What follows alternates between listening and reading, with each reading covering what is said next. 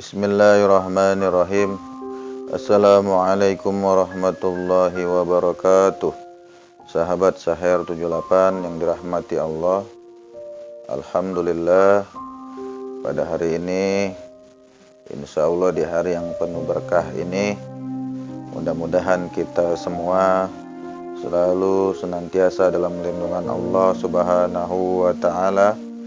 Dan mudah-mudahan kita semua berharap dikumpulkan oleh Allah dalam keadaan mendapatkan syafaatul uzma dari Nabi besar Muhammad sallallahu alaihi wasallam. Amin. Amin. Amin ya rabbal alamin.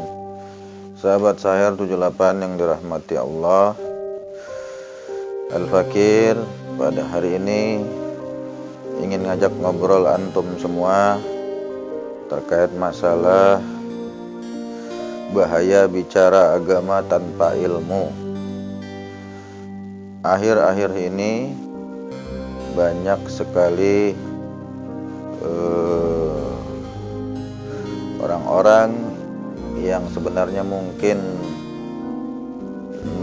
berniat baik, mengajak orang kepada kebaikan, kemudian hanya dengan modal semangat, hanya modal motivasi, spirit yang tinggi, kemudian menyampaikan sesuatu yang sebenarnya tidak memiliki dasar, sehingga niat baiknya pun menjadi perkara-perkara yang justru batil, justru bertentangan dengan ajaran Islam.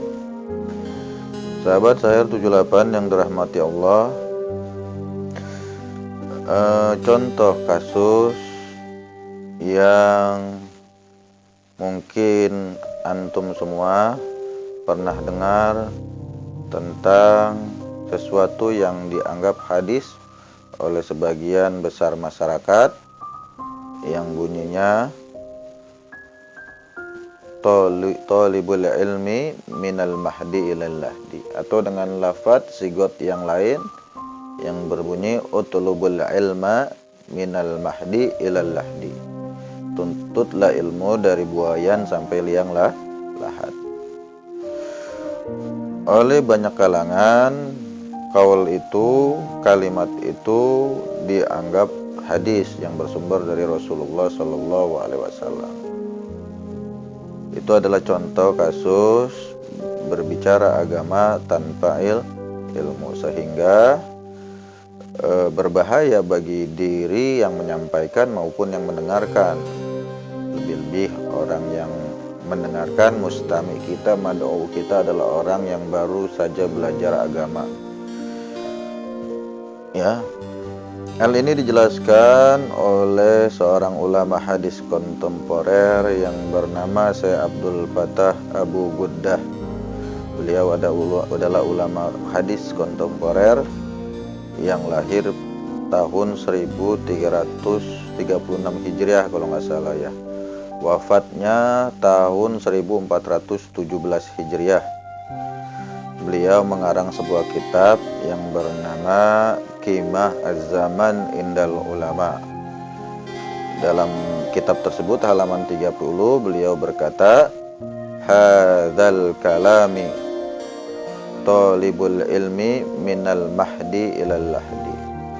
Jadi kalimat yang berbunyi talabul ilmi minal mahdi ilal lahdi, kata beliau, wa yahki aidon bi sighatihi, atau yang dibicarakan juga dalam sigot yang lain dengan redaksi yang lain yang berbunyi utlubul ilma minal mahdi ilal lahdi laisa bihadisi nabawi. Kata beliau, bukanlah hadis Nabi. Itulah sedikit penggalan perkataan ulama ahli hadis yang bernama Syekh Abdul Fattah Abu Ghuddah.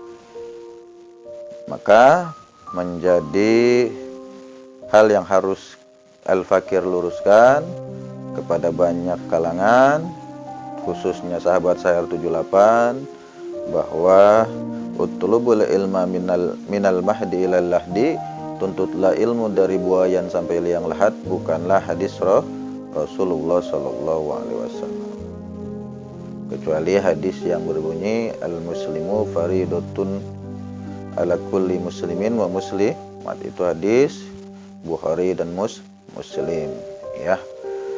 Itu bisa kita katakan sebuah hadis. Jadi hadis itu adalah perkataan Rasulullah Shallallahu Alaihi Wasallam yang bersanad. Jadi hadis itu ada sanad, ada terdiri dari matan, ada terdiri dari rawi. Maka bagi para pegiat dakwah, terutama pemula atau orang-orang yang sedang semangat-semangatnya menyampaikan syiar Islam, perlu kiranya untuk menghindari berbicara perkara agama tanpa didasari ilmu, karena justru itu akan membahayakan dirinya dan orang yang mendengarkannya, ya. Ancamannya adalah akan mendapatkan kursi di api neraka. Dalam hadis Rasul juga pernah bersabda yang berbunyi, man kadzdzaba alayya muta'ammidan falyatabawwa maq'adahu minan nar. Barang siapa yang berdusta atas namaku, maka akan aku siapkan kursi dari api neraka. Na'udzubillah summa na'udzubillah min dzalik. Itulah salah satu dari bahaya dari berdusta atas nama Rasulullah Shallallahu Alaihi Wasallam. Maka bagi kita sebagai seorang muslim, ketika kita tidak mengetahui, belum bisa memastikan itu hadis atau bukan, itu qaulnya Rasul atau bukan, itu af'alnya Rasul atau bukan, perbuatan Rasul atau bukan, perkataannya Rasul atau bukan, atau takrirnya Rasul atau bukan, persetujuannya Rasul terhadap amalan-amalan sahabat atau bukan, maka penting bagi kita untuk mengkaji terlebih dahulu. Dalam hadis itu memang rumit belajarnya. Al-Fakir sendiri masih dalam proses belajar. Itu ada yang namanya sanadnya.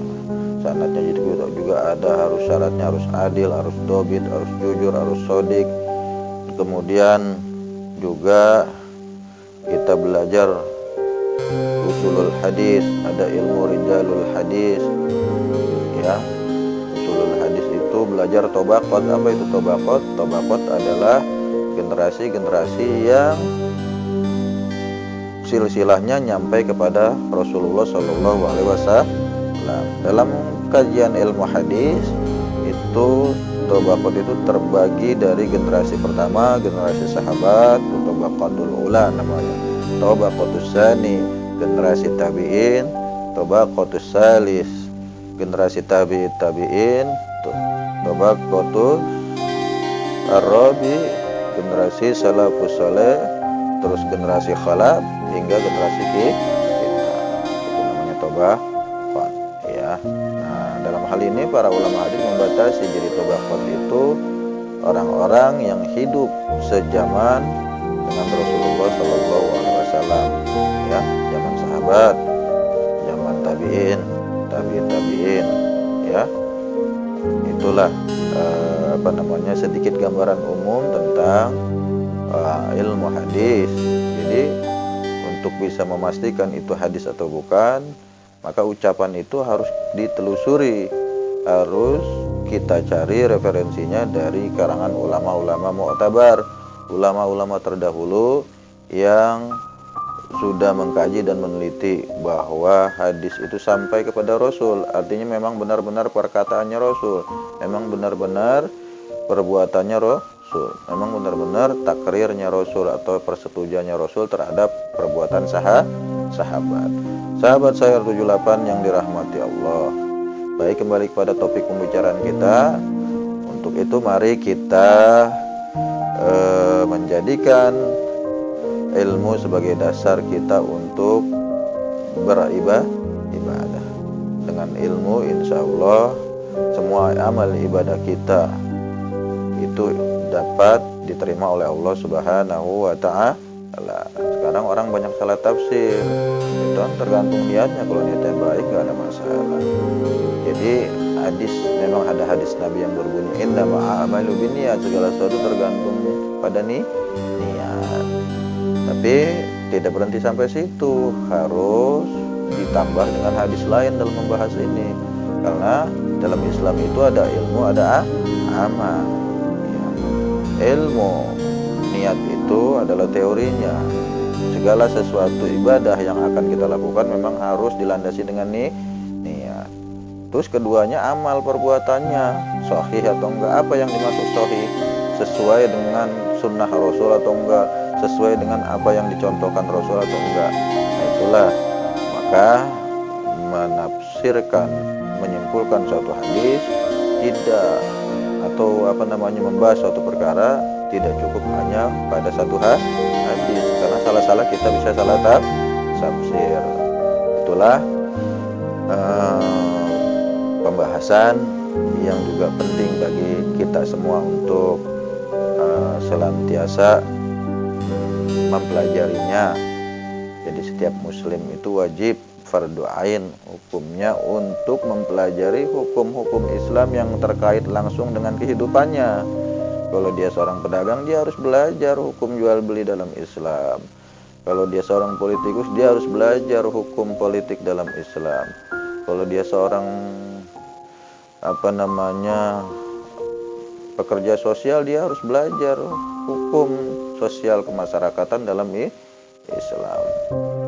Jadi semua hal-hal yang terkait dengan kehidupan kita hukumnya fardu ain untuk dipelajari, kecuali ilmu-ilmu yang memang tidak semua manusia bisa menguasai. Ilmu nuklir, ilmu kimia, biologi, fisika, ilmu kedokteran, farmasi. Ada ilmu-ilmu yang lain seperti ilmu fikih jinayat, berkaitan dengan memandikan jenazah, menyolatkan jenazah, memimpin sholat berjamaah, menjadi imam. Semuanya hukumnya fardu kifayah, karena tidak semua kaum muslimin bisa melaksanakan amal perbuatan seperti itu, ya. Itulah sedikit obrolan singkat kita pada hari ini, ya. Mudah-mudahan Allah senantiasa memberikan kita semangat untuk istiqomah menuntut ilmu. Lagi-lagi menuntut ilmu itu penting agar kita tidak lagi berani mengatakan sesuatu yang kita belum tahu, yang tidak tahu ilmunya. Nggak boleh ada orang ngomong itu haram hukumnya, nggak boleh begitu, tapi nggak tahu dalilnya, nggak tahu dasarnya, nggak tahu marojinya, nggak tahu rujukannya, sehingga hal itu bisa menggelincirkan orang tersebut kepada jurang kesesatan, ya. Jadi kesimpulannya pada kali ini, Al-Fakir hanya mengingatkan diri Al-Fakir secara pribadi dan juga kaum muslimin pada umumnya dan khususnya sahabat Syair 78. Mudah-mudahan kita senantiasa berhati-hati dalam berbicara tentang hukum syariat Islam, karena hukum syariat Islam itu harus dipelajari dan harus dikaji secara mendalam agar kita tidak berbicara sesuatu yang sebenarnya kita tidak mengetahui. Jika kita tidak mengetahui, tinggal jawab aja wallahu a'lam bishawab.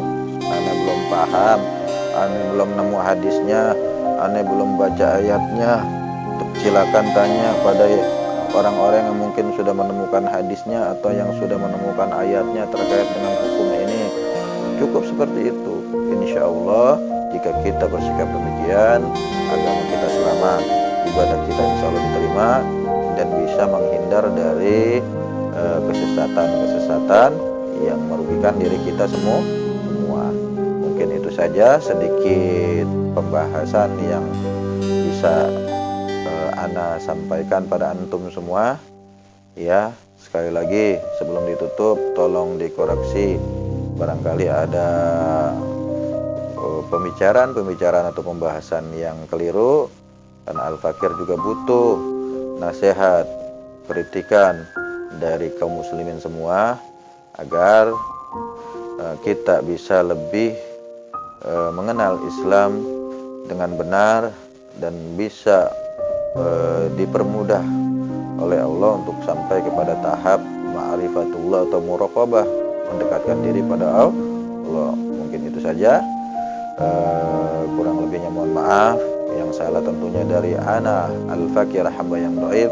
Yang benar tentu hanya datang dari Allah Subhanahu wa ta'ala. Kita tutup obrolan kita pada hari ini dengan doa kafaratul majlis. Subhanaka Allahumma wa bihamdika asyhadu an la ilaha illa anta astaghfiruka wa atubu ilaik. Summa assalamualaikum warahmatullahi wabarakatuh.